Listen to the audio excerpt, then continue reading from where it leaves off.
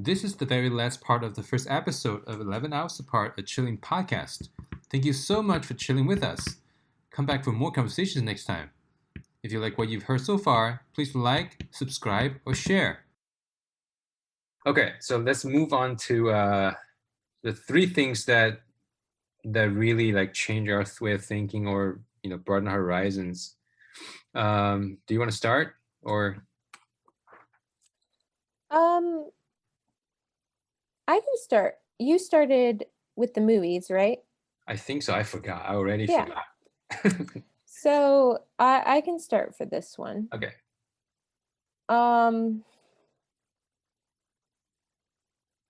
Okay, so my number 3 is, so I kind of ranked mine 1, 2, and 3 in order of like which one.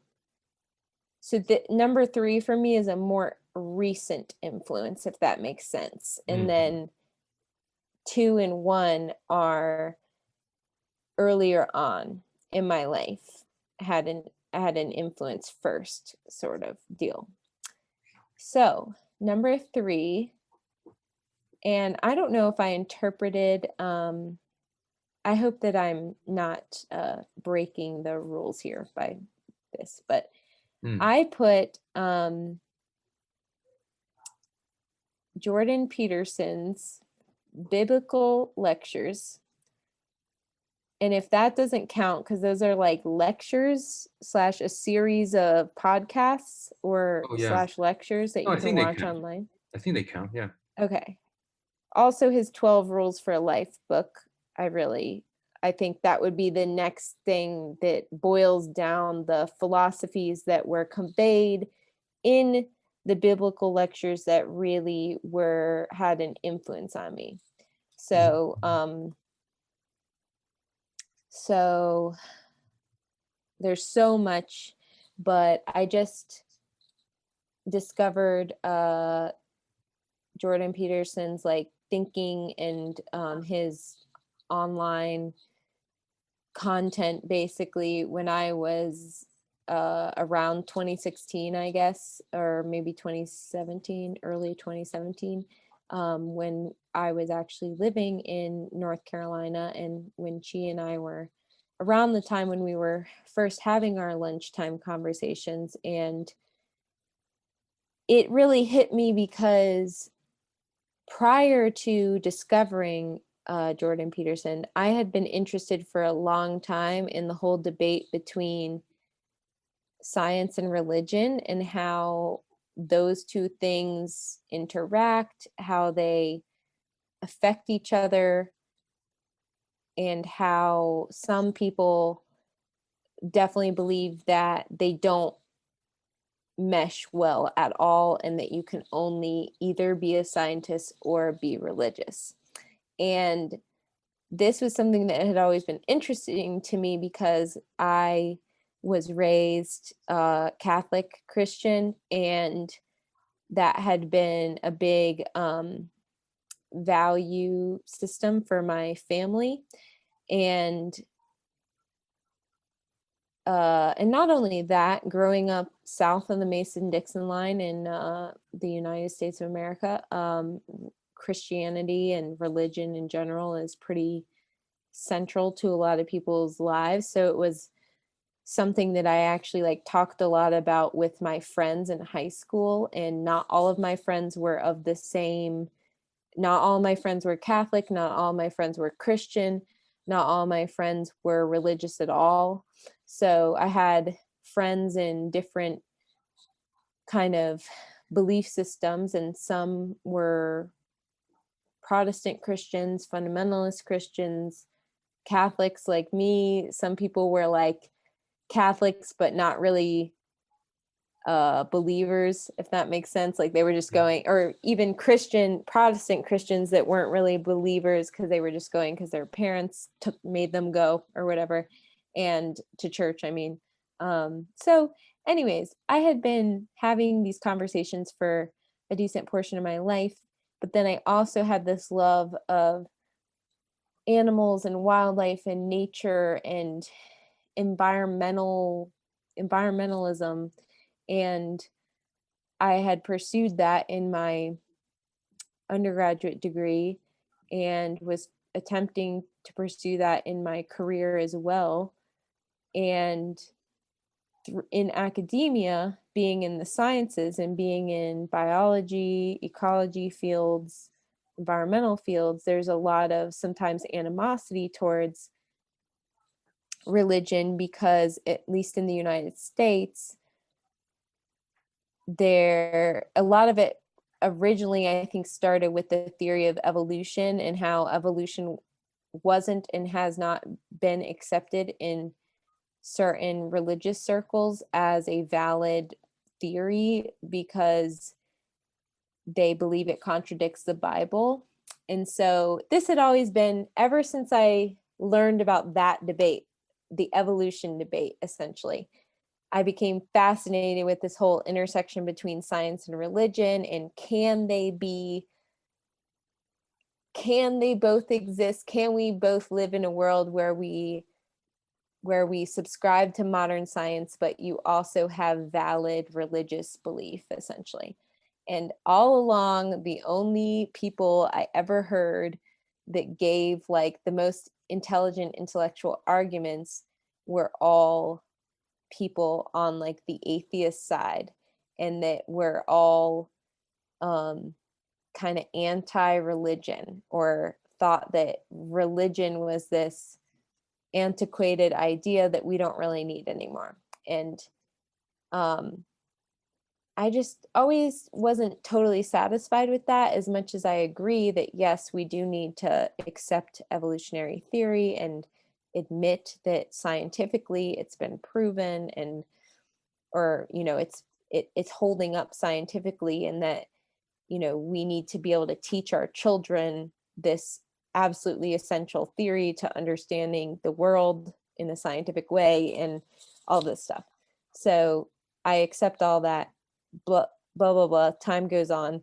I had always heard these like kind of anti-religious, like everyone should just be atheists and scientists arguments, and I know that's boiling it down to a lot less, but you know what I'm saying.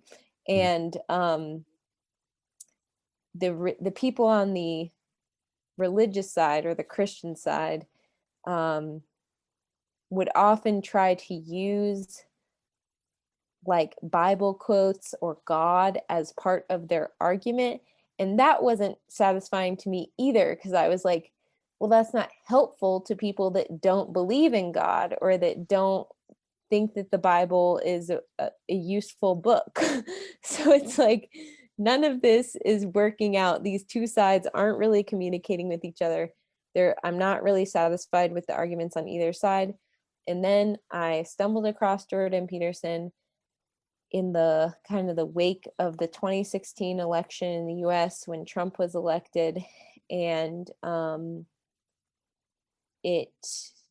he blew me away in the sense that he was the first person that I ever heard to make some really convincing, really sound arguments for the value of religious stories without needing to lean on a belief in God, or a faith in God, or a faith in the Bible. He was able to kind of take things intellectually and talk about, on that level, on a more intellectual level, separated from faith, the value of what these stories hold in them, and in a way that I had never heard before. And then he also is a scientist and a psychologist, or he comes from a scientific background and he has this psychology background. So he's also able to speak, I think, across that divide a little bit, to like, he has this very scientific, very evolutionary perspective that, some people debate, how well he characterizes those things, I think. But he also he tries to look at religious texts and find the value in the stories that they have to offer, despite, whatever might be confusing or some people might say flawed about them, he definitely does he does a really good and cool like analysis of these texts that help you to see the relevance and the value of what they're actually saying or what they could be actually saying.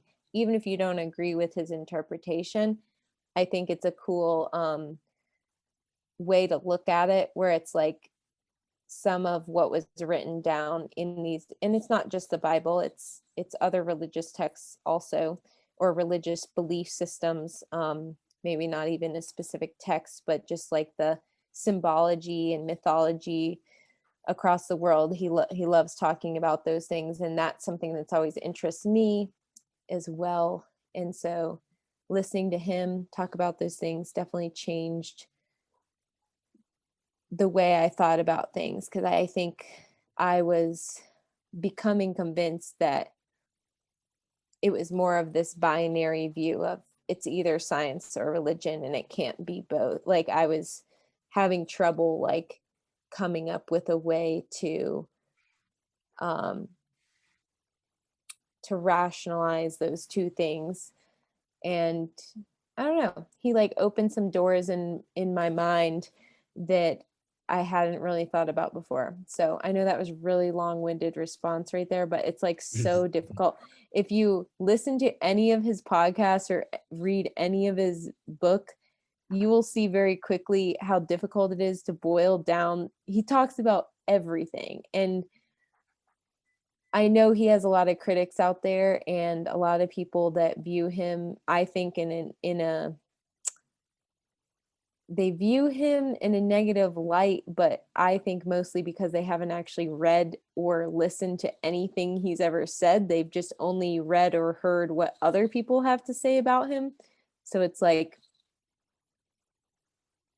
I don't mean to be controversial by bringing him up, but I genuinely have listened in depth to a lot of what he has to say. And I think there's a reason why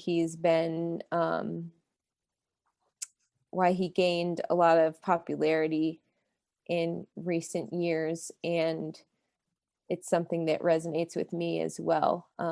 But yeah, so it definitely changed the way I looked at mythology and culture and psychology and human behavior and my own behavior and the value of stories, and how the ways in which evolutionary theory applies to humans as well in some cases, which is, also kind of sketchy territory to get into, but he does a great job of kind of talking about what they've discovered through psychology for human beings without being unfair or alienating or spreading any sort of dangerous beliefs about human beings, I would say. So I don't know, but Yeah. something I'll probably bring up again in the future. So I wanted to include it here because I might mention things that I've read or heard by him in future conversations. Yeah. Yeah, I think a lot of his stuff is good, but I think his most recent, or like the major controversy about him, was that I think he refused to switch like pronouns. I think what happened was that like maybe a student, whose biological sex is different from the preferred sex. And so like if a person who is, biologically male or something, and then but would prefer to be referred to as using like she or something, or they, I think he like he didn't think that was a good idea. And I think that's when a lot of people started having problem with him and his philosophy, at least in that respect. Yeah.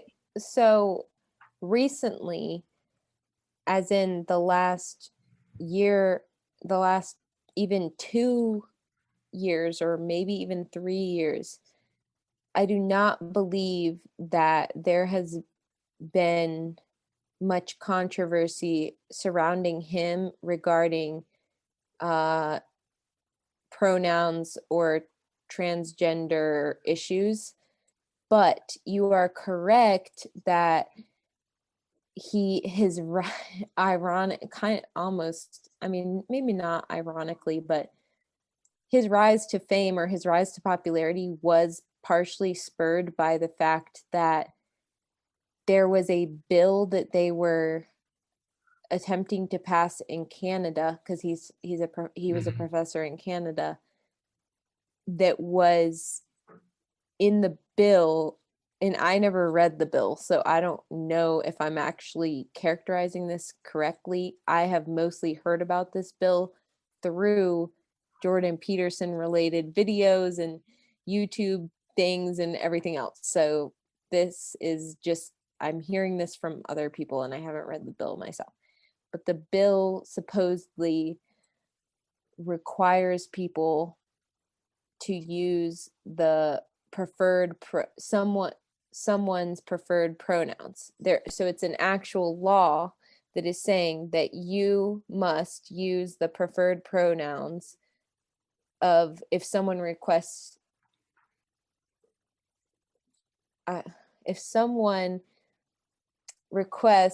for people to use a set of preferred pronouns, then other people are mandated by law to use those pronouns. And Jordan Peterson's issue with that law, with that bill, wasn't so much the preferred pronouns issue as much as it was the compelled speech issue. He saw it as a law where the law was mandating people to say certain words, and he didn't agree with that because he felt like that was a line that he didn't think that Canada should cross, because that's different than telling, in his mind, his argument was, that's different than telling people that they shouldn't say something. Like, there are limits on free speech where it says you can't just go into a building and yell fire. You can't like threaten people. You can't slander people. But that's telling people that they can't say something. That's different from compelling people to use certain words. And that's what Jordan Peterson debated and had an issue with and spoke out against.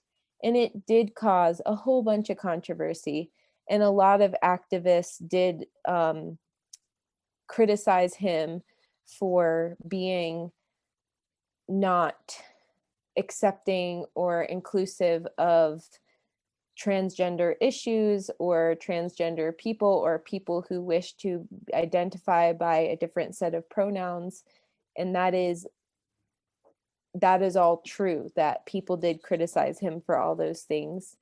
And during that time, and this occurred back when we were at Duke, Chi, and I was like following it kind of. And, there were many, many conversations and debates and lectures and presentations and stuff that Jordan Peterson did during and since that time, where I feel like he has clarified his views on that bill in particular. But he has also addressed and talked about transgender issues and preferred pronoun issues too. And I would say he does take a more conservative stance to those things. Yep. And he doesn't take the progressive stance. But I do know that the initial controversy actually has to do with the law compelling speech rather than the pronouns themselves. And I think you can even find footage or videos and interviews of him saying, like, it's just by circumstance that it happens to be a law that's about pronouns. And he says, I don't care if it like, well, this isn't an exact quote, but he basically is saying, I don't care if it's about pronouns or what it's about. If any law is compelling me to say certain words, that's like the government dictating to me how I should think, and that is not okay with me. So I think that gets to more of the gist of that initial argument, but that's a super interesting topic, and something that I have listened to Jordan Peterson, like his thoughts on all of that. And I don't agree with everything that he says or everything that he believes at all, but I put him down here just because, especially in the last 4 or 5 years, his podcast and his lectures and his book 12 Rules for Life has definitely been a major influence on me. That doesn't mean that I feel that everything he says has influenced me or has changed my life or anything, but I do feel that quite a lot of what he has had to say really resonates with me, and has changed the way that I've thought about the world, and definitely has influenced my life. So there are some things that he does talk about that I think it's almost like I've heard things that he says and it's like, that's so true. I've just never heard anyone say it, It's like, what? So he's the kind of that level of like, he's speaking almost common sense a lot of the time. But it's still interesting to hear, because I think people feel lost in modern day society, or don't feel anchored by a certain mythology anymore. And Jordan Peterson kind of offers that. And maybe that's something that resonates more in the, like, since he is a Westerner, it might resonate more to fellow Westerners. But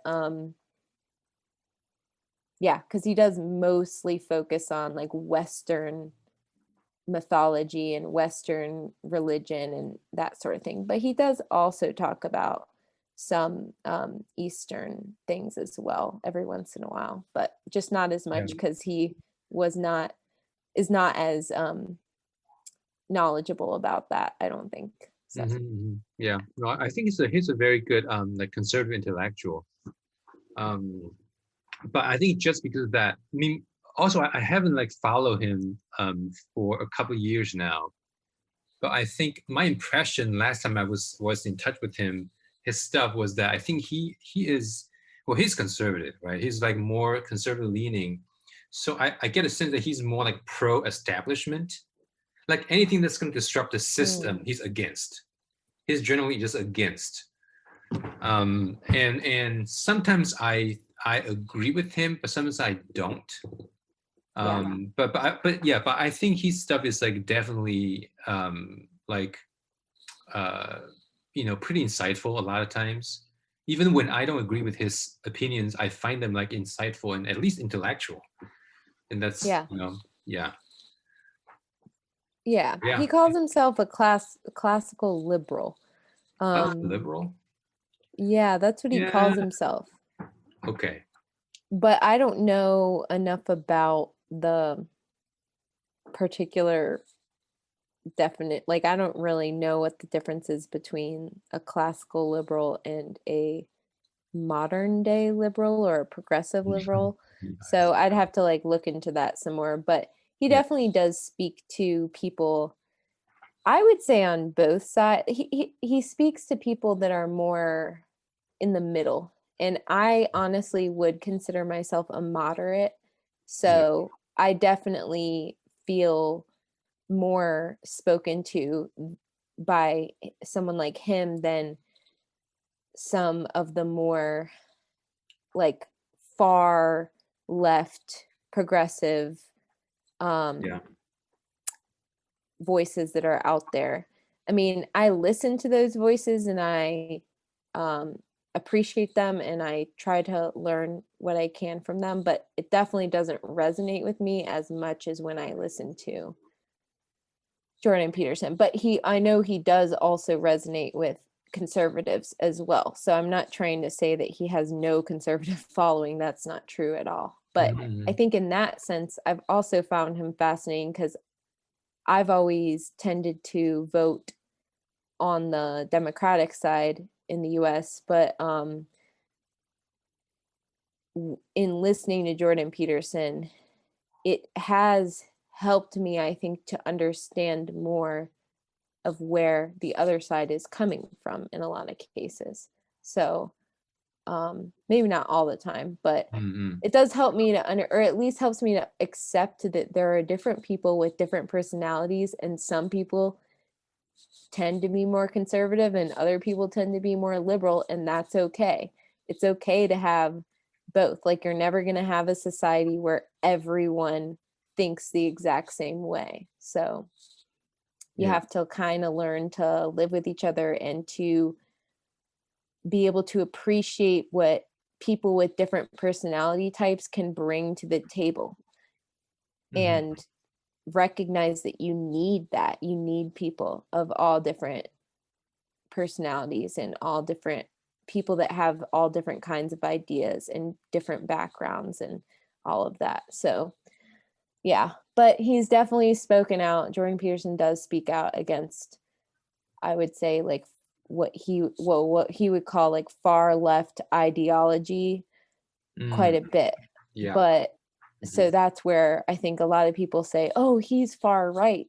But it's like, I don't actually think he's far right at all. He's not far right at all. Yeah, he's far from it.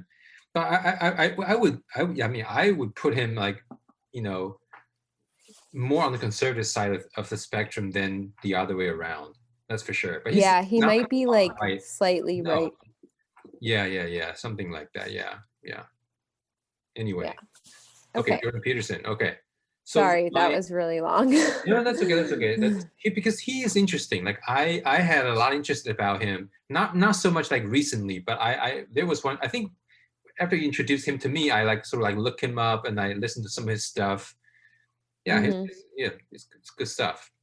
Yeah, he's kind of been out of it the last year due to some health. I think it's good for him, because I think a lot of controversies that he had was that I think he sort of got carried. My feeling was that he sort of got carried away with his like rise to fame, and he starts saying a lot of things that I don't think he was that careful. Yeah. It wasn't like a careful thought. He just sort of like it's like more of like a knee-jerk reaction, and then that caused some problems.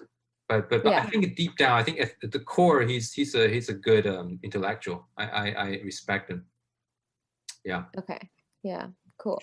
What is your one of your influential things?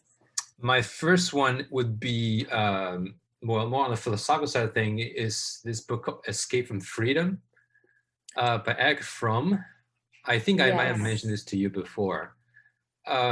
This one really changed my way of thinking, because it explains why a lot of times people would just willingly give up their freedom to adhere to some authority. And sometimes that would lead to really horrendous things in human history. For example, Nazi Germany. And even though, like, Erich Fromm is a psychologist, right? So like all his arguments, they are not like experimentally tested, but it just made a lot of sense. And in the book, it explains what freedom meant for people, like, in ancient times, when they don't have a lot of say about what their life is going to be. And versus now, when we have more freedom to decide what we want to do with our lives, but that also leads to a lot of panic, because and nobody was given with a purpose, was born with a purpose given to them, right? We have to find them ourselves. And sometimes people would, in pursuit of that purpose, would give up their freedom so they can feel like they belong to something bigger. And he explained that's why a lot of people just would go along with Nazi Germany ideas and just conduct this horrendous acts on this tragedy of humanity, and among other things. But I think that is a really influential book to for me to make sense of human behavior at large. So yeah, so I that's on my list. That's great. I really want to read that book. So I think we should do that 1 week too. All of your ideas, I'm like, we need a whole week devoted to this. Uh, But I also was thinking as you were saying that is because I got obsessed recently with The Mandalorian and George Lucas just in general. I was watching, and I know George Lucas didn't direct or create The Mandalorian. I don't know. It was making me think about him again. So I was like looking up some interviews that he did a while back, and in one of them he talks about how in history over and over again, George Lucas was saying in this interview, he was like, people in democracies, free people, have willingly given up power to a totalitarian regime. Wow, I just said that really badly. Totalitarian regime, or a dictatorship or a tyranny. People that are free people will give up their freedom willingly, and it's been happened in history multiple times. Is what George Lucas was saying, and I think it was in an interview where he was being interviewed by Charlie Rose, if I remember correctly, and Charlie Rose points out like he has this great line in Star Wars where they say, "So this is how liberty dies," to thunderous applause. And oh. it like really is resonating with me right now because of everything that's going on in the US, which I'm not going to get into detail about, but it just sounds like Escape from Freedom also really touches on that, on how free people, people with liberty, people that have freedoms will submit sometimes seemingly willingly, or maybe not seemingly willingly, absolutely willingly, to tyranny. And it's like it happens. And Yeah. how do we, but then it never ends well down the line, rarely, I don't know. So Mhm. it's like kind of scary because it's like, why do people do that? But then I don't know, then you get into this tyranny and you have to overthrow the tyranny and then reestablish a democracy, and then it's like this cycle that could keep continuing. So um Yeah. I don't know, it's weird, but it's weird to think, we don't like to think in the US at least, that people would willingly give up their freedom. All of our stories, a lot of our stories revolve around people's freedom being taken from them by other people, or people forcing people to give up their freedom. But sometimes it's it's it is top down, but it's also bottom up. Like Hmm. the people themselves are also relinquishing their power in at the same time as you have some top down figure that's taking it, so it's Yeah. kind of like both happening at once, and it's crazy. But that book sounds like one that would be really good to read soon. So Yeah. And it's not a big book, and yeah, it's really insightful. I mean, it really is. Yeah. So that's my first one. cool. Back to you now. Okay, I'll try to be quicker with the next two. I Okay. know I will be able to be. So okay, I really pained over my second one, um, because I was really torn between two very different things. Um, so maybe I'll briefly mention what the other one is after, but I went with, and so I'm just going to stick with it. Um, this is a hard one to kind of boil down, but like almost like animal psychology, but what I actually wrote down, like the words in my notes are dog listener / horse whisperer. And the reason why I put that is because the skinny of it is that a while ago, I don't know how long ago, I saw this documentary of this horseman, this natural, what they call natural horseman, but kind of like one of the first ones named Buck Brannaman, who is basically a cowboy from Wyoming, I think, originally. He was not the very first, but basically really continued this school of thought among horsemen in the American West of a way of training horses and working with horses that doesn't go against them, but that actually works with them and communicates with them using their own language or their own body language as horses. And there's a really good documentary about Buck Brannaman named Buck. So it's really easy to remember. So maybe I should have just put that documentary as my number 2, but that was what started me off on like this. But then when I saw that movie, I was like, wow, like that's amazing. And he was the guy that they did base the Horse Whisperer off of. The author of the book, The Horse Whisperer, based the character of the Horse Whisperer in the book off of Buck Brannaman. So he is the one that they based the book off of, but he is also carrying on a tradition that had already actually been established. And there's also actually a really great show on Netflix called Godless, if you've seen that. I have not, but it's on my list actually. I haven't seen it. Really good. And actually in that show they shows like natural horsemanship. They show this kind of method of working with horses, and they actually point to this text, like a ancient Greek text that this like ancient Greek philosopher wrote about training horses. So I don't mean to attribute this whole line of thought to Buck Brannaman. Like, I think it's actually something that's been around that people have known for a long time in various ways, but it's like, it's not always been the predominant method. And a lot of horrible things are done to horses to train them and to ride them and to control them. And this horse whisperer method is like the exact opposite of that. So anyways, I also have a dog. So before I got my dog, I was researching dog training methods, and I came across this book called The Dog Listener that I also love, and it's by a woman named Jan Fennell.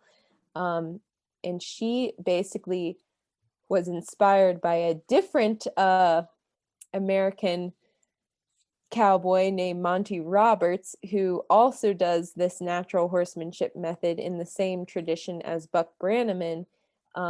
She was inspired by him to translate a similar method for dogs. She was like, if it can be done for horses, it can be done for dogs.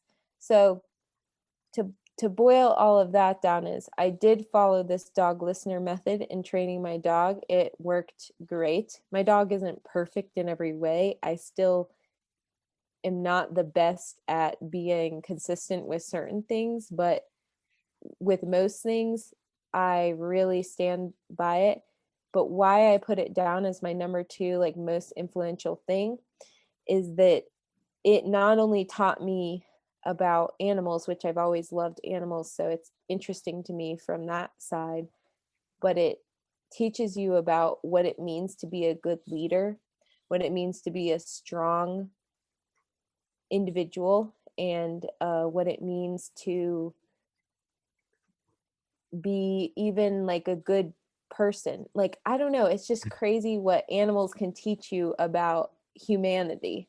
Like, you would think that it's different, but it's not that much. And in this the lessons that you can learn from listening and paying attention to animals that are way more in touch with their instincts and their biology than humans are so profound, because we actually have all of that going on inside of us too. We just are detached from it a lot of the time. And I think it's a good thing that humans can remove ourselves from our biology to a certain extent, and we can kind of, we do have this consciousness about us, like it's both a blessing and a curse, right? But sometimes it's really nice to be able to remember who you are, as they say in Lion King. No, I'm just kidding. I was gonna say, Whoa. whoa, full Whoa. circle, first full circle. No, to like um, remember how to communicate and remember what true strength and leadership is. And it really is the same thing for humans as it is for animals. And even horses are prey animals and dogs are predators.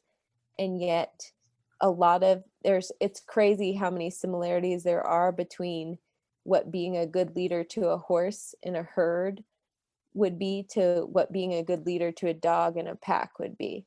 So it's weird how the animal kingdom also has these like criteria for kind of what makes a good strong leader, and I think we've forgotten that in the US at least.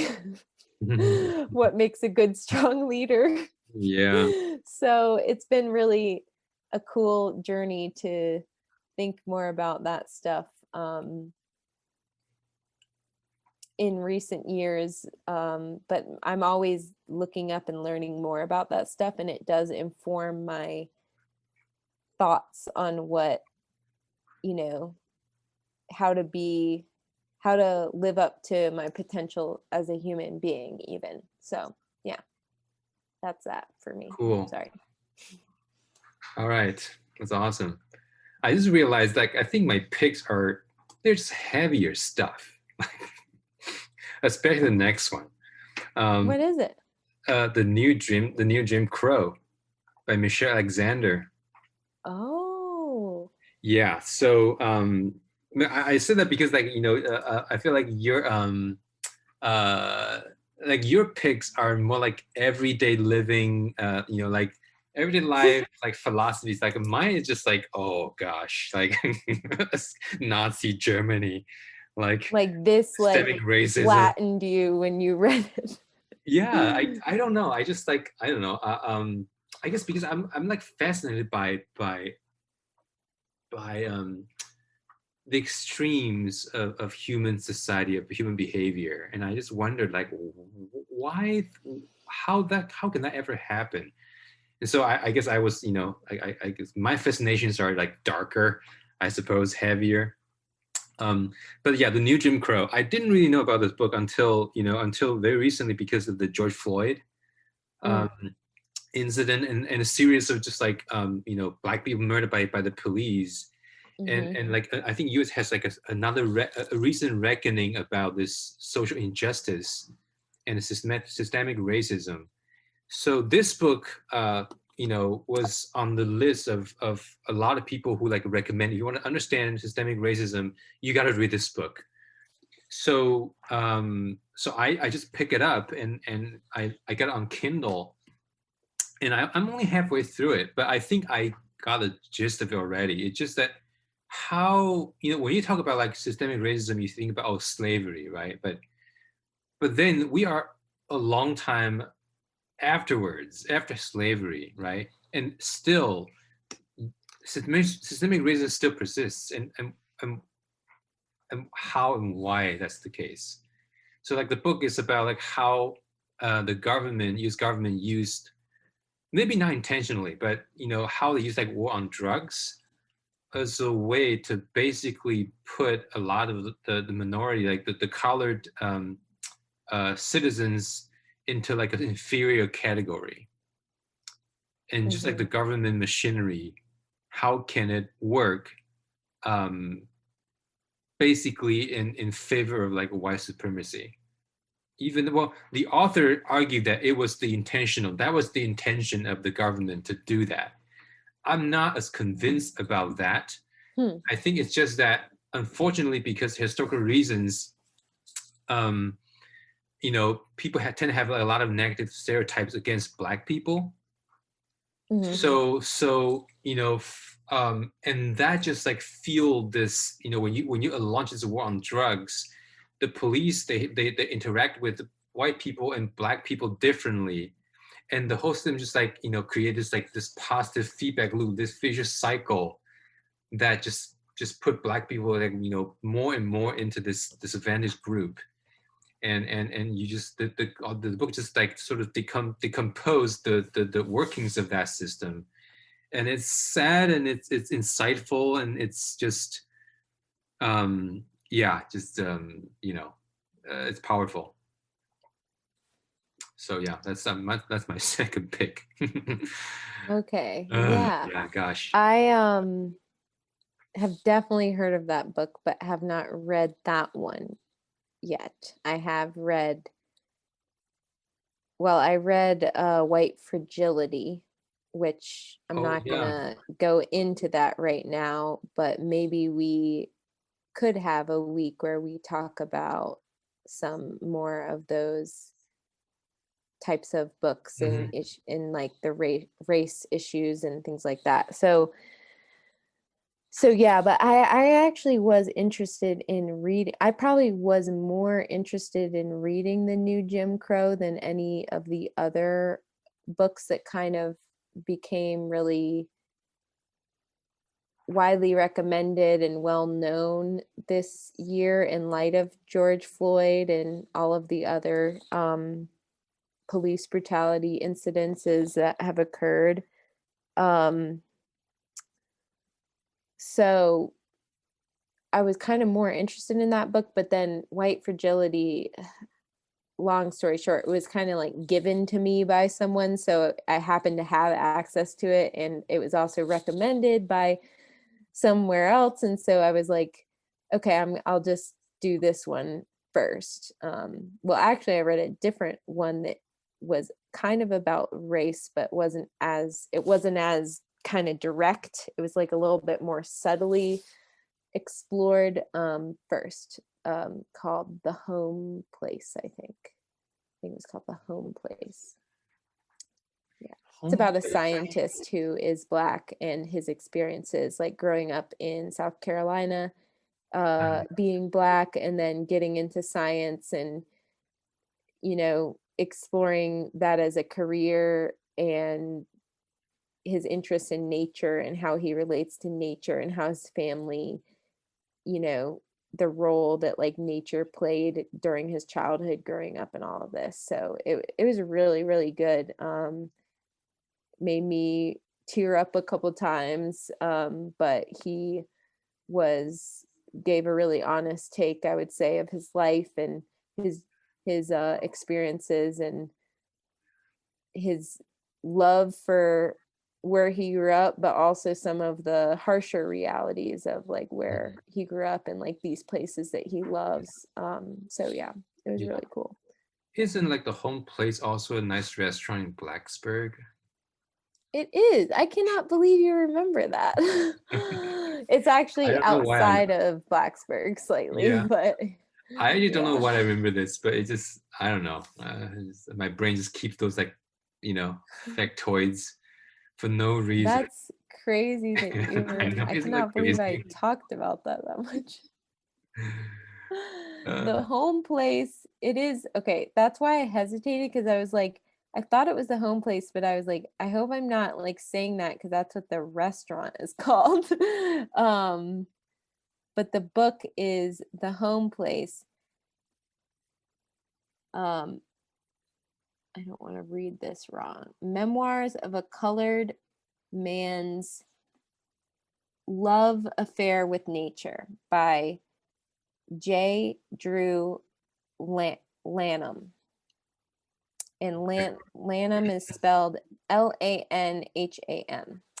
So it's a good one, but it does talk about race, but it I wouldn't say race is like overly, it's like more about his experience, his love affair with nature essentially, and how he Mm, became a scientist. But he is Black, so in growing up in South Carolina, his race and going into academia as a minority, like it definitely plays into his story at many points, but it's not the same as like maybe the new Jim Crow that is like solely about like racial oh yeah, issues in the US, you know what I mean? right. I know what you mean. So, Yeah. Okay. but sorry, I didn't mean to bring in another recommendation on Oh, that's top fine. of That's fine. your Yeah, that's fine. your what? Yeah. Well, anyway, Okay, that was my second pick. Was it your turn or your turn? Your second. Oh, wait, where were we? number 1. You only said one. I need no, I said 2. Okay. I also said two. Okay, so I'll go. I'll go. Is that? You'll go. I'll go. Okay. Okay. That's The fine. Okay. I Okay. don't care. So the last one is it's a literature piece that really broadened my horizon, and it's War and Peace by Leo Tolstoy. Oh, I've never read that either, I read but that one. I read obviously that heard one. of it. Okay. So the reason why I picked this one is because until I read this book, I didn't know what an epic is. I didn't really understand what an epic would be, like in terms of literature. And Hmm. War and Peace, man, like you have everything in their book. You have, anything from like romance, family, politics, military history, historical philosophy, everything.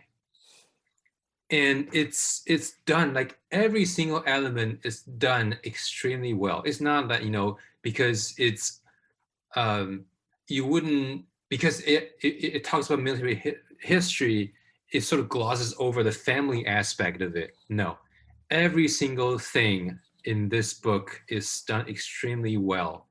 And you would think, well, before I read this book, I thought, okay, it's going to be really hard to read because it's such a classic, such a long book. It's going to be like a chore to read. And it's actually really easy to read, except it's just very long. That's the thing. So it takes Hmm. a long time to finish. But Hmm. and I know like some of his books are kind of hard to read at times, but this one, no, this one is really easy to read. And the scope of it, yeah, there's only one word to describe that, which is just epic. So that really Awesome. like so broadened my reading horizon in terms of my reading experience. As far as that goes, this one's just epic. Yeah, so Awesome. that's Yeah, why.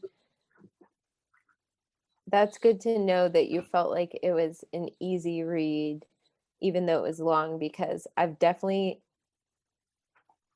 heard great things about this book, like have wanted to read it, but been intimidated by the length and No. thought like, oh my gosh, like how am I gonna finish that? Like, especially since everybody talks about like how significant, how it, has all these great points that it makes, and it like is so profound in so many ways. So I just thought for sure it would be like very difficult to get through. So yeah, that's cool to know that. Yeah, so that was my last. That was the last item on my list. Number 1. Yeah, your turn. Okay, number 1 for me, on another on a lighter note, and maybe you could guess this one, Chi, is the Harry Potter books by J K Oh, Rowling. I knew it. I was like thinking you. I was like wondering if this is gonna be like your top one movie list.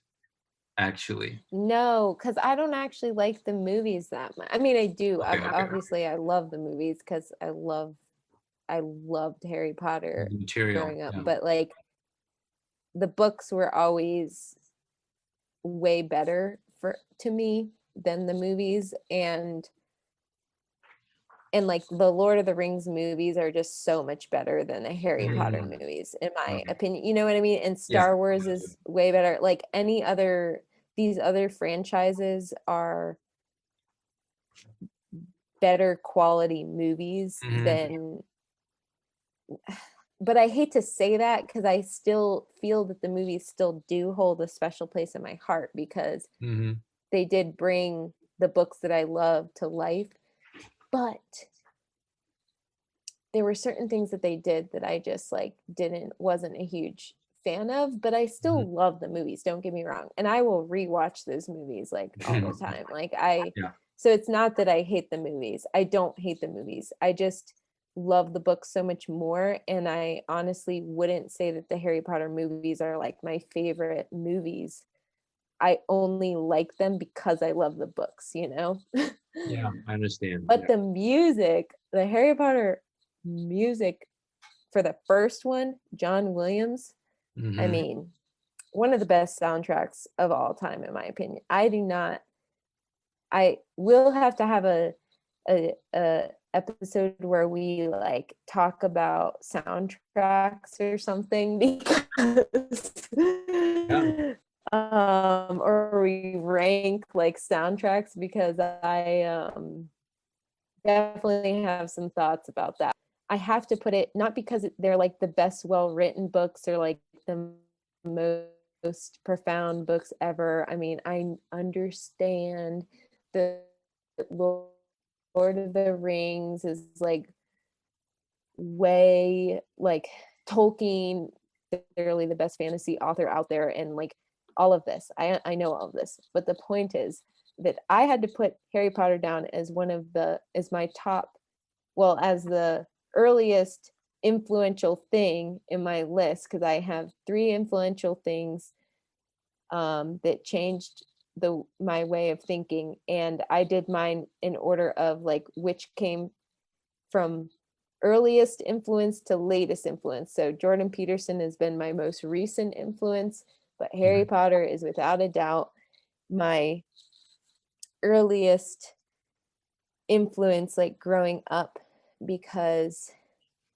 what J K Rowling did in those books is with the characters, she like those were my heroes growing up. um, I identified with them. It showed me that there's magic in the world and that there's magic in your imagination, and that is something like that definitely changed the way I viewed the world and viewed life and viewed um, the possibilities of life, and yeah, and just the message of courage and how courage is so important to tap into and to have. That was something, and maybe even also knowing that J.K. Rowling, being a woman who wrote these books, most people that reach that level of like being the top, like she was richer than the queen, like she was the mastermind behind. I guess what it is like the mastermind role is almost always a man, and in this case it wasn't. So I think for that reason, like that was also significant to me. And then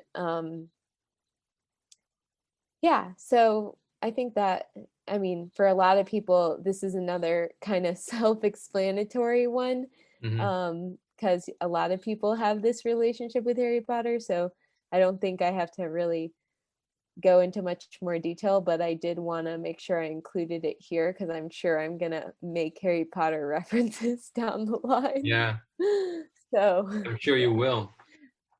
yeah, but it also, I guess, one last thing I did want to say is that um it Harry Potter taught me something that I think I was starting to learn like I learned this in Harry Potter, but then Jordan Peterson, you know, later on in my life also kind of reiterated this. And it's this idea that even fictional stories or kind of creative pieces of creativity that aren't reality, that aren't in the real world, are still real on some level or still hold truth on some level. If and and I think I'm going to leave it at that, because that's a conversation I definitely like to continue. But there's a quote at the end, towards the end of the in the seventh Harry Potter book, of Dumbledore, that is my favorite quote in the whole series, where he says to Harry something about, like, Harry's like, well, this is all in my head, and Dumbledore says, well, of course it's in your head, but why on earth does that mean that it's not real? Or Harry had said something like, this can't be real, this is just in my head. And Dumbledore says, of course it's in your head, but why does that mean it's not real? And I don't think I'm quoting that 100%, No, I think I so know sorry which one you're to referring to. the, Yeah. yeah, sorry to, if we have any listeners down the line that are bigger Harry Potter nerds than I am, that know that quote like word for word. But it was my favorite quote in the whole series, because it really hit me, and it was like it just got this thought in my head that I've continued to think about over the years, of like, well, what are the truest things in our lives? Like, what are the realest things in that we know in our lives? And I think sometimes these books or these movies or music are those things, even if they're not, like, even if the characters that we love or whatever aren't in the real world, or aren't, they're still real, though. They still exist because they exist in our head. So it's like something really odd about that. It's like kind of like, what? Like, I don't know. It gets almost into like physics or something. But I really like thinking about that type of thing, because it's like, what even is reality? But Yeah, yeah, yeah, yeah, yeah. that's No, my pick. yeah, awesome.